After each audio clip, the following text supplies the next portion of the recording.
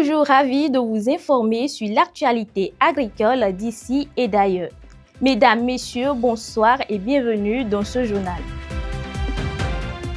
Au sommet de cette édition, nous mettons en lumière une méthode utilisée par les producteurs maraîchers pour protéger leur culture contre les insectes. Il s'agit de l'huile de Nîmes. Quelles sont les méthodes de préparation et d'application? Plus de détails dans le déroulé du journal. Silence sur les côtes, pirogue à quai, filet rongé. Le repos biologique d'1 mois a débuté depuis quelques semaines au Bénin. Et c'est pour ça qu'une équipe de notre rédaction s'est rendue à Calavi-Tokpa afin de recueillir les réactions des pêcheurs et commerçants sur les impacts de cette pause sur leurs activités.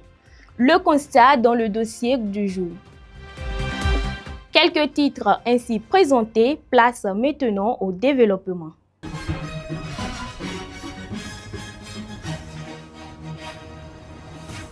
À nouveau, bonsoir. La météo étant cruciale pour nos braves producteurs, voyons ce qu'elle réserve à ceux de Serres et d'Abomey. À Serres, au petit matin, la visibilité sera réduite en raison du brouillard. La température affichera 24 degrés Celsius avec un ressenti légèrement plus élevé, autour de 27 degrés Celsius en raison de l'humidité. Le vent soufflera depuis le sud-ouest à 10 km par heure, accompagné de rafales pouvant atteindre 15 km par heure. Quelques formations brumeuses resteront possibles, mais aucune pluie n'est attendue. En soirée, le temps restera peu nuageux, offrant de belles éclaircies. Le mercure indiquera 27 degrés Celsius pour un ressenti de 29 degrés Celsius. Le vent s'orientera au sud soufflant à 15 km par heure avec des rafales avoisinant 25 km par heure. L'atmosphère restera calme et le risque de pluie sera nul. À Abomey, la matinée débutera sous une visibilité réduite à cause du brouillard. La température sera de 23 degrés Celsius avec un ressenti proche de 26 degrés Celsius en raison de l'humidité. Le vent soufflera du sud-ouest à 10 km par heure, accompagné de rafales atteignant 15 km par heure.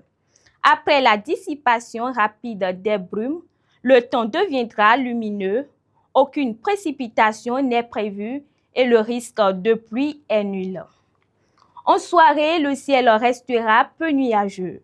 La température affichera 27 degrés Celsius avec un ressenti de 29 degrés Celsius.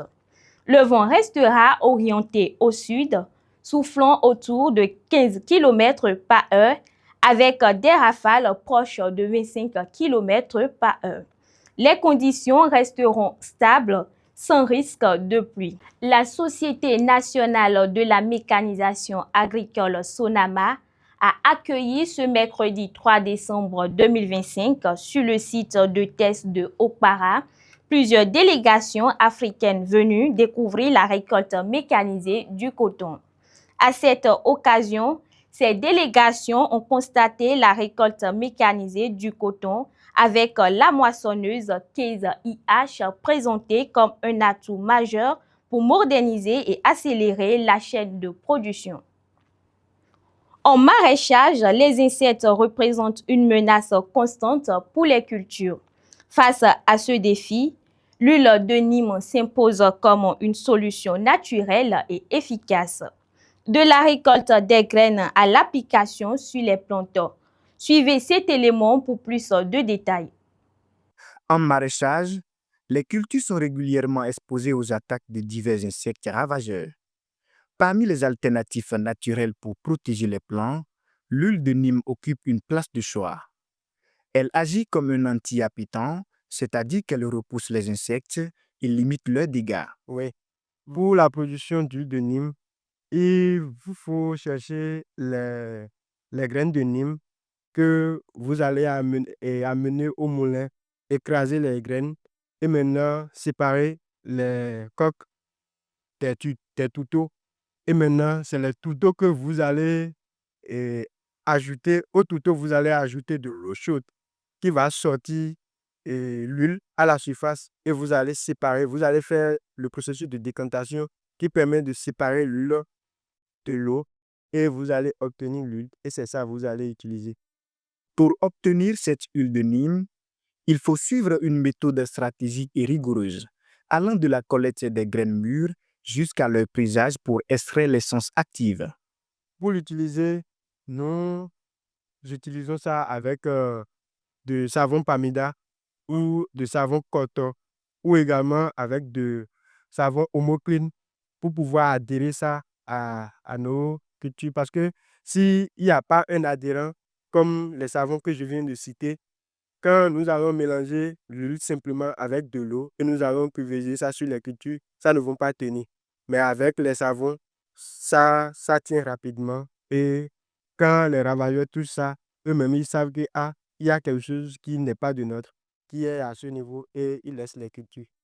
Pour renforcer l'efficacité de cette huile dans la lutte contre les insectes, il est souvent nécessaire d'y ajouter d'autres produits complémentaires, comme du savon pour faciliter l'adhérence sur les feuilles, ou de l'eau propre pour obtenir une solution homogène prête à l'emploi. Pour mieux vous dire, l'huile de Nîmes, en production comme saison, ça lutte contre les ravageurs, les criquets, les papillons et les chenilles, tout type de ravageurs. L'huile de Nîmes l'huile de Nîmes a la capacité de lutter contre ces ravageurs. L'huile de Nîmes représente aujourd'hui une solution naturelle, accessible et efficace pour les maraîchers. Bien utilisée et associée aux bons additifs, elle permet non seulement de protéger les cultures contre les insectes ravageurs, mais aussi de réduire la dépendance aux produits chimiques. Le ministère de la Santé lance une campagne nationale gratuite de vaccination contre le HPV du 1er au 7 décembre 2025 sur toute l'étendue du territoire national. Elle cible les filles de 9 à 14 ans. Selon le ministre de la Santé, Benjamin Roupatin, le virus du papillome humain est la principale cause du cancer du col de l'utérus, l'un des cancers les plus meurtriers chez les femmes. La vaccination se fera dans les écoles et sur des sites publics identifiés. Face au manque d'espace dans les milieux urbains, certains éleveurs adoptent une solution peu commune de tous, mais de plus en plus répandue, l'élevage suidal. Une alternative ingénieuse avec ses avantages, mais aussi ses défis. Reportage. En élevage, l'une des principales difficultés reste l'accès à l'espace en milieu urbain. Face à cette contrainte, les éleveurs ont développé une alternative ingénieuse, l'élevage sur dalle. Nous avons des difficultés, non, des problèmes de foncier, et souvent dans des villes, même aussi dans les villages. Mais dans les villes, c'est plus crucial. Et c'est pour cette même raison qu'on peut faire l'élevage sur la dalle. Cette approche innovante constitue une réponse partielle aux problèmes liés au foncier, de plus en plus limitant dans plusieurs zones. Ça permet aussi de réduire aussi l'espace. C'est que si l'endroit où vous avez construit et vous n'avez plus d'espace maintenant pour faire l'élevage facilement maintenant, vous pouvez faire votre élevage sur votre dalle.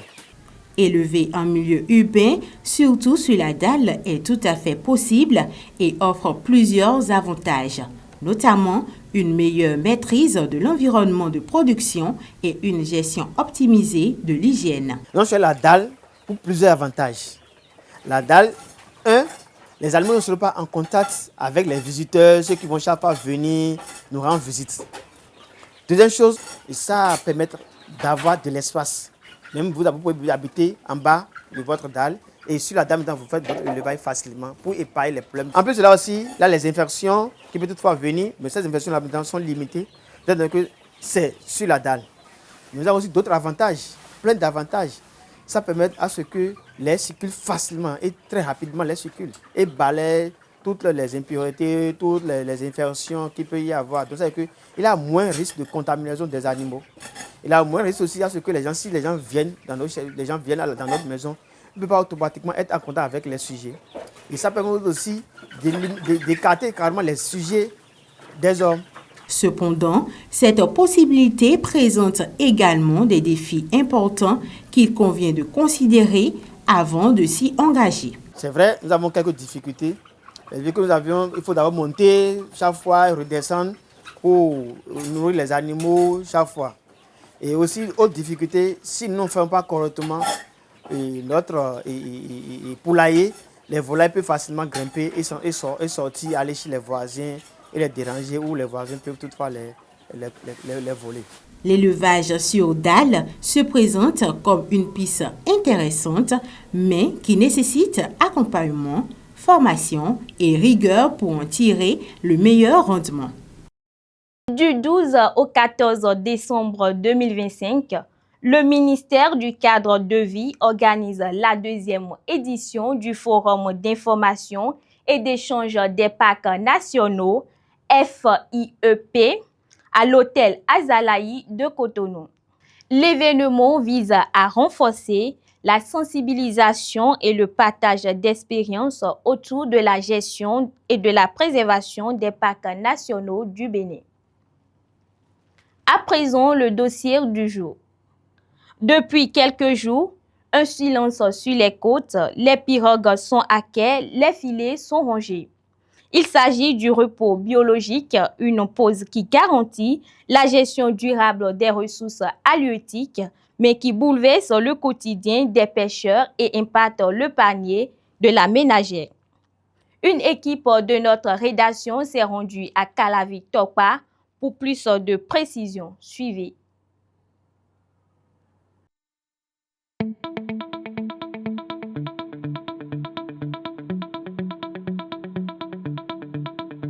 Chaque année, un silence particulier s'installe sur les côtes. Les filets se replient, les pirogues restent à quai. C'est le repos biologique, une période durant laquelle toute activité de pêche est suspendue. Ici, à Calavi-Tokpa, comme sur plusieurs autres côtes du pays, une pause de 2 mois a été imposée aux pêcheurs. Le lac est fermé pendant 1 mois et tous ceux qui y mènent des activités doivent faire une pause. C'est la décision prise par le gouvernement. Cette décision va permettre aux poissons de se reproduire, de grandir et de reconstituer les stocks. Une stratégie adoptée dans plusieurs autres pays pour éviter la surexploitation, favoriser le retour de certaines espèces et améliorer la taille comme la qualité des captures. Nous devons laisser le lac se reposer. Au temps de nos ancêtres, on trouvait certaines espèces de poissons. Mais aujourd'hui, avec la surexploitation, ces poissons ont disparu. La pression est devenue trop forte, ce qui fait qu'il n'y a plus assez de poissons à pêcher. Les résultats souvent se remarquent quelques mois après la reprise des activités de capture plus abondantes, des espèces autrefois rares à nouveau visibles. La fermeture du lac permet aux ressources halieutiques de bien se reproduire. Je crois que si nous respectons cette décision, nous en bénéficierons tous par la suite. Mais si les décisions prévues par la loi ne sont pas respectées, c'est la loi qui nous sanctionnera. Quand on ferme le lac, les poissons se reproduisent et grandissent bien. Cela permet aux pêcheurs et aux vendeurs de gagner davantage. Si un poisson se vendait à 2000 francs, quand il devient gros, atteindre 5000 francs. Mais cette pause n'est pas sans conséquences. Durant le repos biologique, l'offre diminue. Les prix grimpent et les pêcheurs font face à une baisse temporaire de revenus. Les revendeuses, elles aussi, ressentent le manque sur les étals.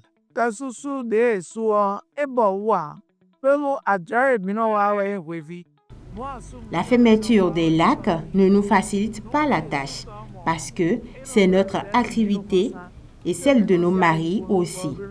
Cette décision nous met beaucoup en difficulté et nous sommes obligés d'utiliser toutes nos économies car nous n'avons pas d'autres activités que la vente de poissons. Dans toute chose, on rencontre des difficultés avant d'en profiter. Malgré les problèmes que nous vivons, nous faisons l'effort de supporter avec l'espoir que bientôt tout ira mieux. O betema noa Ghana senwa, o sen noa Ghana beto. Mo o to Ghana vi ando. Cependant, la fermeture des lacs nous met en grande difficulté. Nous avons même du mal à payer la scolarité de nos enfants, surtout que c'est notre seule activité. Made honde na do amgiwa. Ezo de ozo eya de ya ni pon bainami. Après la reprise, le poisson local revient plus abondant.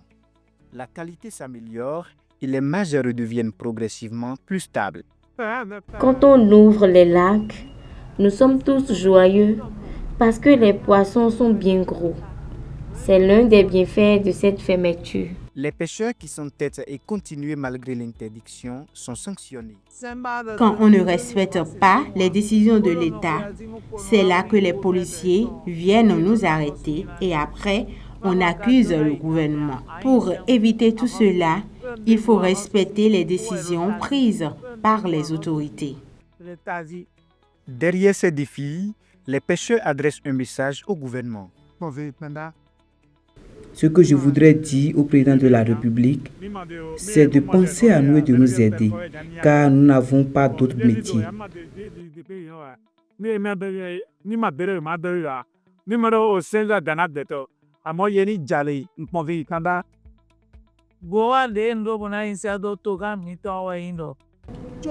Nous invitons le gouvernement à suffisamment communiquer autour de la fermeture afin que nous soyons bien informés.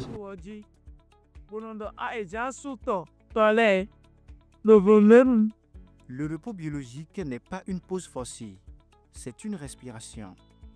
Un moment où la nature se reconstruit pour mieux nourrir ceux qui vivent grâce à elle. Protéger aujourd'hui, c'est assurer les captures de demain. Nous invitons le gouvernement à suffisamment communiquer autour de la fermeture afin que nous soyons bien informés.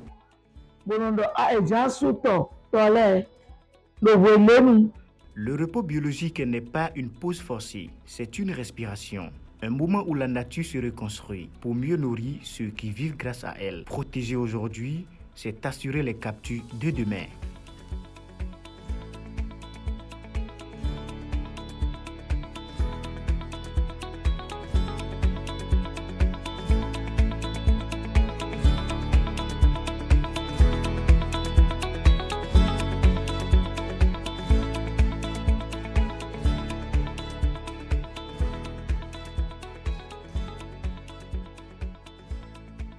À l'international, du 1er au 3 décembre 2025, la Commission de l'Union africaine a tenu à Addis Abeba une conférence sur l'agriculture numérique placée sous le thème « Façonner une politique agricole pour l'avenir de l'Afrique. Innovation, pratique, climato-intelligente et transformation numérique pour un développement durable ». La rencontre a réuni décideurs, chercheurs, start-up et acteurs agricoles. Les échanges ont porté sur les services numériques agricoles, l'accès au marché et la gestion des données. L'objectif est d'accélérer l'adoption des technologies dans l'agriculture africaine. À l'issue des travaux, des recommandations ont été formulées pour renforcer la productivité et la résilience du secteur. Mesdames et messieurs, nous sommes à la fin de ce journal. Merci de votre fidélité. À très bientôt.